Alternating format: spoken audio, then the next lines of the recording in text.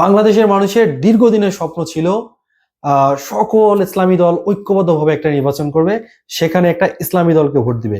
এটাই ছিল বাংলাদেশের মানুষের দীর্ঘদিনের চাওয়া। তো অবশেষে 2026 সালের এই নির্বাচনে তাদের এই আশা পূর্ণ হতে চলেছে। তবে এখানে একটা হতাশার দিকও আছে। হতাশার দিকটা কি জানতে হলে দেখতে হবে পুরো ভিডিও। তো ভিডিওটা স্কিপ করবেন না, অবশ্যই ভিডিওটা দেখবেন। বাংলাদেশ জামাতে ইসলামের নেতৃত্বে 8টা দল, একটা হচ্ছে নন ইসলামিক, তো সমমনা ইসলামিক, আর বাকি 7টা হচ্ছে ইসলামিক দল মিলে একটা 8 দলের একটা সমঝোতা চুক্তি হয়।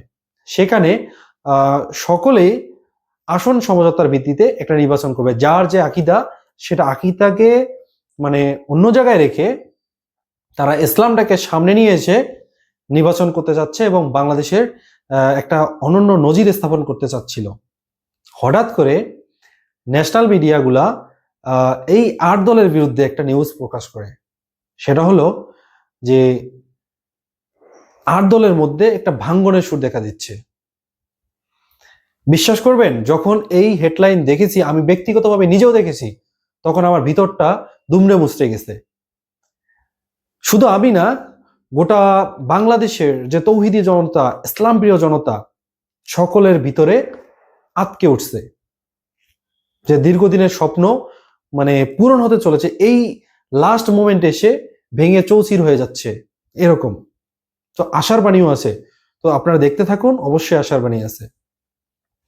এখানে কিন্তু আসনটা হবে সমঝোতার ভিত্তিতে, মানে জামাত যেখানে দাঁড়াবে চরমোনাই সেখানে দাঁড়াবে না, আবার চরমোনাই যেখানে দাঁড়াবে অন্যান্য ইসলামী দল সেখানে দাঁড়াবে না। মানে এই যে একটা চুক্তি, অর্থাৎ যে কোনো আসনে একজন মাত্র প্রার্থী হবে ইসলামী দল থেকে, এই 8 দল থেকে একজন মাত্র প্রার্থী হবে। অনেকাংশে তাদের সিদ্ধান্ত প্রায় চূড়ান্ত। লাস্ট মোমেন্টে এসে যখন তারা ঘোষণা দিবে, ঠিক তার আগ মুহূর্তেই ন্যাশনাল মিডিয়াগুলার এরকম হেডলাইন দেখে সকলে যখন আটকে উঠলো, তখন আরো কিছু খুশির সংবাদ যোগ হলো যে শুধু 8 দল নয়, যুক্ত হবে এখানে আরো 4টি দল। সেই 4টি দলের মধ্যে হবে এনসিপি যুক্ত হচ্ছে, সাথে এলডিপি সহ আরো 2টা দল যুক্ত হবে। টোটাল 12টা দল মিলে এবার ইসলামী দলগুলোর সাথে জোট করবে। সকলের চাওয়া হচ্ছে ইনসাফ ভিত্তিক একটা রাষ্ট্র পরিচালনা করা, ইনসাফ কায়েম করা এবং জুলাই সনদ বাস্তবায়ন করা। আপনারা হতাশা হয়েন না, আমি আপনাদেরকে আশ্বস্ত করতে চাই, ইসলামী দলের মধ্যে কোনো ভাঙ্গনের সুর নেই। আমি যতটুকু জানি, ইসলামী দলের মধ্যে আসন সমঝোতার ভিত্তিতেই আগামী নির্বাচন হবে। আগামী নির্বাচন হবে সকল ইসলামী দলের সাথে আরো 4টা দল যুক্ত হয়ে এনসিপি, এলডিপি সহ আরো 2টা দল, এবং তাদেরও আসন সমঝোতার ভিত্তিতে নির্বাচনে অংশগ্রহণ করবে। তার মানে টোটাল 12টা দল জামাত ইসলামের নেতৃত্বে ঐক্যবদ্ধ হবে। সকলেরই চাওয়া ইনসাফ ভিত্তিক রাষ্ট্র পরিচালনা করা, ইনসাফ কায়েম করা, দুর্নীতি, টেন্ডারবাজি, চাঁদাবাজি মুক্ত একটা রাষ্ট্র পরিচালনা করা। এখন আসি আসন বন্টন নিয়ে কথা। আসলে দেখেন, ছোট ছোট যেসব দল আছে তার মধ্যে বিশেষ করে এনসিপির কথা আমি যদি বলি, এনসিপি যেহেতু হচ্ছে এই জুলাই যোদ্ধা অর্থাৎ জুলাই বিপ্লবী নেতা সবাই এখানে, সুতরাং তাদেরকে তো একটু স্যাক্রিফাইস আমরা সবাই করতে পারি। তাদেরকে সেই হিসাবে 20 থেকে 25টা আসন আমি মনে করি যে দেয়া তাদের জন্য ঠিক আছে। আবার যদি ইসলামী আন্দোলনের কথা আপনি বলেন, ওনাদের জনপ্রিয়তা বেশ ভালো, তাদেরকে 50 থেকে 60টা আসন দেয়া আমি মনে করি যে এটা ঠিক আছে, এই পর্যন্ত ঠিক আছে 60টা।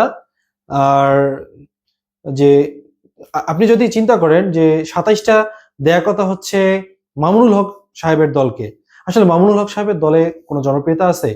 তাকে চেনে বা কয়জন? আমি মনে করি যদি মামুনুল হক সাহেবকে 2 থেকে 3টা বা 5টার মতো আসন দিয়ে বাকি যে আসনগুলা, এগুলা এই ইসলামী আন্দোলনকে বাড়ায় দেওয়ার জন্য। ইসলামী আন্দোলনের জনপ্রিয়তা অনেক আছে, হাত পাকার জনপ্রিয়তা যথেষ্ট আছে, তাদেরকে এই আসনগুলা ইসলামী আন্দোলনের আরো কিছু আসন বাড়াই দিয়ে তাকে 60 থেকে 70টা আসন দেয়া, আমার মনে হয় যে এটা একটা জোটের পক্ষ একটা ভালো হবে, স্ট্রং একটা জোট হবে। তারপর যেমন এলডিপি আছে, তারপর অন্যান্য যে দলগুলো আছে, তাদের তো এতটা জনপ্রিয়তা নাই, তাদের মাঠ পর্যায়ে তো এত জনগণ নাই। শুধু তো জোট দেখলে হবে না, তার দল দেখলে হবে না, এখানে অনেকগুলা বিষয় আছে, তাদের জনপ্রিয়তাটা দেখতে হবে।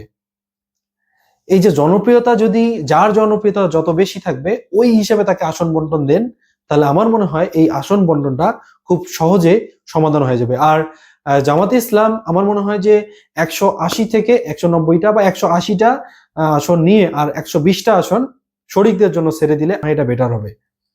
তাহলে আপনারা যদি, বিশেষ করে জামাত ইসলামের উদ্দেশ্যে আমি বলি, যদি আপনারা 200 আসন ফিক্সড করে রাখেন যে আমরা 200 নির্বাচন করব, শরিকদের আর এর থেকে মানে ছেড়ে দেব না, তাহলে কিন্তু কখনো জোট হবে না। এই যেহেতু জোট অনেকটা জোট হওয়ার চূড়ান্ত পর্যায়ে প্রায় চলে এসেছে, তাদেরকে আরো কিছু আসন ছেড়ে দেয়া, বিশেষ করে জামাত 180টা যদি হয় এটা জামাতের জন্য বেটার। আর 120টা শরিকদের জন্য, বাকি যে দল আছে 11টা দল আছে, বাকিদেরকে 120টা আসন ছেড়ে দেয়া, এটা আমার মনে হয় যে এটা একটা মানে যুক্তিসঙ্গত হবে। তো দর্শক, আপনাদের কি মনে হয় যে এই হিসাবটা ঠিক আছে কিনা অবশ্যই কমেন্টে জানাবেন, এবং কার কতটুকু আসন পাওয়ার যোগ্য সেটা অবশ্যই কমেন্টে জানাবেন। তো ধন্যবাদ সবাইকে। নেক্সট ভিডিওতে আবারও আপনাদের সাথে দেখা হবে। আসসালামু আলাইকুম।